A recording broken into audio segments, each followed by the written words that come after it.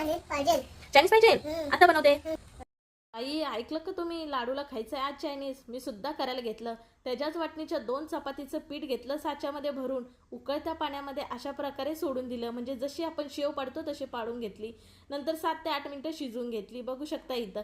नंतर एका चाळणीवरती काढून घेतली, थंड पाणी वरती घालून घेतलं, वरून तेल मारलं, सुटसुटीत असे आपले इथं नूडल्स झालेले आहेत। आता काय केलं, गॅसवरती कढई ठेवली, 2 पळी तेल घातलं, 1 चमचा आलं लसूणची पेस्ट घातली, पातळ चिरलेला 1 कांदा, 1 हिरवी मिरची घातली। नंतर थोड्याशा भाज्या घालून घेतल्या, ह्या तुमच्या आवडीनुसार कमी जास्त करू शकता। ह्या भाज्या थोड्याशा नरम व्हावं म्हणून थोडंसं मीठ घातलं। नंतर याच्यामध्ये सॉस घातले, ते म्हणजे 1 चमचा रेड चिली सॉस, 2 चमचा सोया सॉस, 1 चमचा टॅमॅटो केचप। छान सगळे मिक्स केले आणि नंतर गव्हाचे केलेले नूडल्स घालून मिक्स केले, कोथिंबीर घालून गॅस बंद करून घेतला। बघा पौष्टिक असे गव्हाचे नूडल्स केले। तो काय आता खाण्याच्या नादात बघणार नाही, तो गपागप खाऊन घेतोय। तुम्ही कसली वाट बघताय? सबस्क्राईब करा।